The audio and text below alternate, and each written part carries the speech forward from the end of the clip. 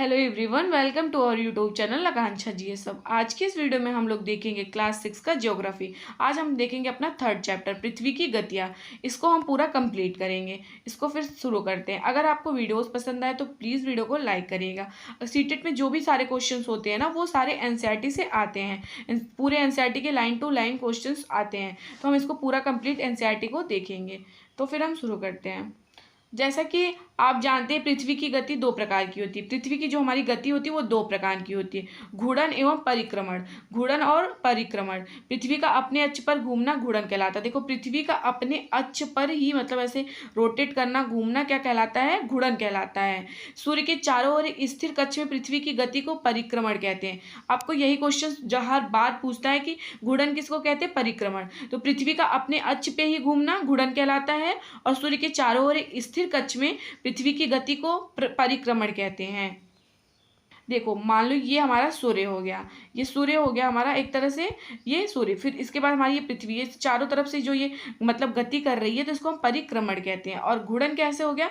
मान लो पृथ्वी का अपने अक्ष, ये पृथ्वी हो गई हमारी, ये पृथ्वी हो गई, इसकी अक्ष इसी पे अपना मतलब बार बार घूमना, इसी पे सिर्फ इसी पे ऐसे घूमना, तो ये घूर्णन हो गया।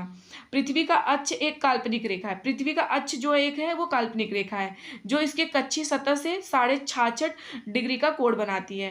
पृथ्वी का अक्ष जो है काल्पनिक रेखा है, और जो इसके कक्षीय सतह से 66.5 डिग्री का कोण बनाती है। वह समतल जो कक्ष के द्वारा बनाया जाता है उसे कक्षीय समतल कहते हैं। देखो, वह समतल जो कक्ष के द्वारा बनाया जाता है उसको कक्षीय समतल कहते हैं। पृथ्वी जो है ना, वो सूर्य से प्रकाश प्राप्त करती है। पृथ्वी जो है वो सूर्य से प्रकाश प्राप्त करती है। पृथ्वी का आकार गोले के समान है।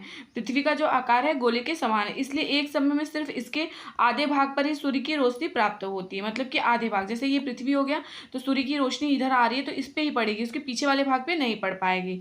सूर्य के देखो, सूर्य की ओर वाले भाग में दिन होता है। जहाँ पे सूर्य की ये पड़ रहा है, मतलब ये सूर्य की किरणें, तो वो दिन होता है। जबकि दूसरे भाग में जो सूर्य होता है, तो वहाँ पे क्या होता है? रात होता है, क्योंकि वो पूरा अंधेरा रहता है। ग्लोब पर वृत्त जो, देखो ग्लोब पर जो वृत्त है ना, ग्लोब पर वह वृत्त जो दिन तथा रात को विभाजित करता है उसे प्रदीप्त वृत्त कहते हैं। प्रदीप्त वृत्त किसको कहते हैं? ग्लोब पर वह वृत्त जो दिन और रात को विभाजित करता है, यानी अलग अलग भागों में बांटता है, उसे प्रदीप्त वृत्त कहते हैं। प्रदीप्त वृत्त से भी क्वेश्चंस आते हैं। यह वृत्त अक्ष के साथ नहीं मिलता है। यह वृत्त जो है ना, यह अक्ष के साथ नहीं मिलता है, जैसा कि आप चित्र 3.2 में देख सकते हैं। ये रहा प्रदीप्त वृत्त रहा, और ये अक्ष के साथ नहीं मिल रहा है। अक्ष के साथ ये मिलता ही नहीं है प्रदीप्त वृत्त जो है। पृथ्वी अपने अक्ष, देखो पृथ्वी अपने अक्ष पर एक चक्कर पूरा करने में लगभग 24 घंटे का समय लेती है। घूर्णन के समय काल को पृथ्वी दिन कहा जाता है। घूर्णन के समय काल को पृथ्वी दिन कहा जाता है। याद रखिएगा, यह पृथ्वी की दैनिक गति है। यह पृथ्वी की क्या है? दैनिक गति है। अगर पृथ्वी घूर्णन नहीं करे तो क्या होगा? अगर आप सोचिए, अगर पृथ्वी जो है वो घूर्णन नहीं करेगी, घूमेगी नहीं अपने अक्ष पे, तो क्या होगा उस टाइम पे? तो ये होगा, देखो सूर्य के तरफ वाले पृथ्वी के भाग में हमेशा दिन होगा। जहाँ पे मतलब ये प्रकाश पड़ेगा तो हमेशा सिर्फ दिन रहेगा, रात तो होगा ही नहीं, और जिसके कारण हम उस भाग में गर्मी लगातार पड़ने लगेगी। दूसरे भाग में हमेशा अंधेरा रहेगा, और उस वहाँ पे हमेशा ठंड रहेगा अगर घूर्णन नहीं करेगी, एक ही जगह पे स्थिर रहेगी। तो इस तरह की अवस्था में जीवन संभव नहीं हो पाएगा, क्योंकि रात दिन होना जरूरी है। ऐसी अवस्था में मतलब कि जीवन संभव ही नहीं हो सकता। पृथ्वी की दूसरी गति जो सूर्य के चारों ओर कक्ष में होती है, पृथ्वी की जो दूसरी गति है जो सूर्य के चारों ओर कक्ष में होती है, उसे परिक्रमण कहा जाता है। देखो, पृथ्वी जो है एक वर्ष या 365 1/4 दिन में सूर्य का चक्कर लगाती है। 365 1/4 दिन में सूर्य का जो चक्कर लगाती है पृथ्वी। हम लोग एक वर्ष में 365 दिन मनाते हैं। देखो, हम लोग 365 दिन ही मनाते हैं, तथा सुविधा के लिए 6 घंटे को नहीं जोड़ते। 1/4 है, इसको हम नहीं जोड़ते, 6 घंटे को हम लोग नहीं जोड़ते। फिर इसको हम इकट्ठा कर लेते हैं 6 को, फिर मिला के 4 जब हो जाता है, 24 घंटे हो जाते हैं हमारे, जब 4 साल पे, तो ये लीप वर्ष बन जाता है। 366 दिन हो जाता है। 4 वर्षों में प्रत्येक वर्ष के बचे हुए 6 घंटे मिलाकर दिन यानी 24 घंटे के बराबर हो जाते हैं। इसके अतिरिक्त दिन को फरवरी के महीने में जोड़ा जाता था। इस प्रकार प्रत्येक चौथे महीने जो वर्ष फरवरी होता है वो 28 के बदले 29 का हो जाता है। ऐसा वर्ष जिसमें 366 दिन होते हैं उसे लीप वर्ष कहा जाता है। जिसमें 366 दिन होते हैं ना, उसको लीप वर्ष कहा जाता है। अभी 2024 जो है ये हमारा लीप वर्ष है। हम लीप वर्ष का कैसे करते हैं? अगर हम उसको 4 से डिवाइड करते हैं ना, पूरी तरह से वो डिवाइड हो जाता है। देखो, पृथ्वी दीर्घ वृत्ताकार अपने पथ पर सूर्य के चारों ओर चक्कर लगाती। पृथ्वी जो है ना, अपने दीर्घ वृत्ताकार में सूर्य के चारों ओर चक्कर लगाती है। ध्यान दीजिए कि पृथ्वी पे पूरे कक्ष में एक ही दिशा में झुकी हुई है। पृथ्वी जो है ना, अब पूरे कक्ष में एक ही दिशा में झुकी हुई है। सामान्यतः एक वर्ष को गर्मी, सर्दी, वसंत, शरद ऋतुओं में बांटा जाता है। मतलब कि सामान्यतः हमेशा गर्मी होती है, फिर ठंडी होती है, फिर बारिश वगैरह, सारे मतलब कि मौसम ऋतुओं के अकॉर्डिंग बांटा गया हुआ है। ऋतुओं में परिवर्तन सूर्य के चारों ओर पृथ्वी की स्थिति में परिवर्तन के कारण होता है। देखो ये भी क्वेश्चंस आए हुए हैं, इस बार भी आया था, ऋतुओं में परिवर्तन क्यों होता है? तो सूर्य के चारों ओर पृथ्वी की स्थिति में परिवर्तन के कारण होता है। देखो 21 जून को उत्तरी गोलार्ध में सूर्य की तरफ झुका होता है। 21 जून को जो होता है ना, उत्तरी गोलार्ध में सूर्य की तरफ झुका होता है। सूर्य की किरणें कर्क रेखा पर सीधी पड़ती है, और सूर्य की किरणें जो होती हैं कर्क रेखा पे क्या करती हैं? सीधे पड़ती हैं। इसके परिणाम स्वरूप इन क्षेत्रों में ऊष्मा अधिक प्राप्त होती है।